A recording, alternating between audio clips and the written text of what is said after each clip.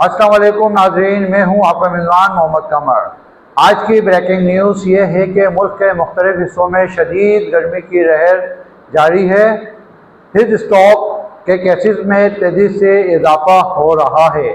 ماہرین کے مطابق آنے والے دنوں میں درجہ حرارت مزید بڑھ سکتا ہے، اس لیے احتیاط بے حد ضروری ہے۔ کئی علاقوں میں درجہ حرارت 40 سے 45 ڈگری سینٹی گریڈ تک ریکارڈ کیا جا چکا ہے۔ اس شدید گرمی کی وجہ سے لوگ ڈی ہائیڈریشن کا شکار ہو رہے ہیں۔ اور ڈی ہائیڈریشن کی علامات کیا ہیں؟ چکر آنا، ہیٹ اسٹروک جیسی خطرناک بیماریوں کا شکار ہو رہے ہیں۔ ہیٹ اسٹروک ایک ایسی علامت ہے جس میں جسم کا درجہ حرارت خطرناک حد تک بڑھ جاتا ہے اور چاہے تو جان لیوا بھی ثابت ہو سکتا ہے۔ علامات کیا ہیں؟ اگر کسی بھی شخص کو یہ علامت ظاہر ہو تو فوراً توجہ دیں۔ تیز بخار، جسم کا غیر معمولی گرم ہونا، چکر آنا، بے ہوشی اور پسینہ آنا بند ہو جائے، دل کی دھڑکن تیز ہو جائے۔ احتیاطی تدابیر، بچاؤ کے طریقے۔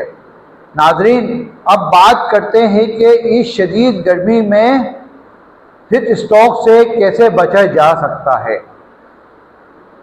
زیادہ سے زیادہ پانی کا استعمال کریں، جسم میں پانی کی کمی نہ ہونے دیں۔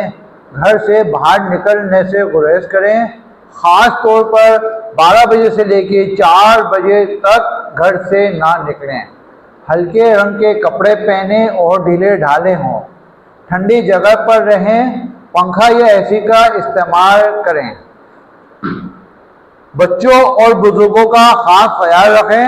ہنگامی صورتحال میں ہمیں کیا کرنا چاہیے؟ اگر کسی کو ہیٹ اسٹروک ہو جائے تو فوراً اسے ٹھنڈی جگہ پر منتقل کریں، پانی پلائیں، جسم کو ٹھنڈا کرنے کی کوشش کریں۔ اگر حالات سنگین صورتحال پہ پہنچ جائے تو فوری طور پہ ڈاکٹر سے رجوع کریں۔ ناظرین، یہ وقت ہے احتیاط کرنے کا۔ اپنی اور اپنے پیاروں کی حفاظت کریں اور غیر ضروری طور پر دھوپ میں نکلنے سے بچیں۔ اگر اس صورتحال کا تجزیہ کیا جائے تو یہ صرف ایک موسمی تبدیلی نہیں بلکہ ایک سنجیدہ ماحولیاتی مسئلہ بنتا جا رہا ہے۔ ماہرین کے مطابق ہر سال گرمی کی شدت میں اضافہ ہو رہا ہے، جس کی بڑی وجہ ماحولیاتی آلودگی اور درختوں کا کم ہونا ہے۔ شہری علاقوں میں، خاص طور پر شہریوں میں، کنکریٹ اور ٹریفک کی وجہ سے درجہ حرارت مزید بڑھ جاتا ہے، جسے ہم ہیٹ آئی لینڈ ایفیکٹ بھی کہا جاتا ہے۔ اسی وجہ سے شہروں میں رہنے والے افراد زیادہ متاثر ہو رہے ہیں۔ اگر حکومتی سطح پر دیکھا جائے تو اس وقت فوری اقدامات کی ضرورت یہ ہے کہ عوامی مقامات پر ٹھنڈے پانی کی سبیلیں لگائی جائیں، اسپتالوں میں ایمرجنسی کی سہولیات دی جائیں۔ یہ صورتحال ہمیں پیغام دیتی ہے کہ ہم کو نہ صرف احتیاطی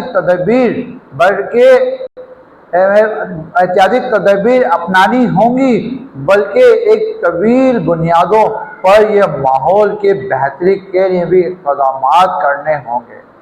اگر معلومات اچھی لگی ہے تو ویڈیو کو لائک کریں، چینل کو سبسکرائب کریں اور اس پیغام کو زیادہ سے زیادہ شیئر کریں تاکہ لوگوں کو information who. Thank you very much.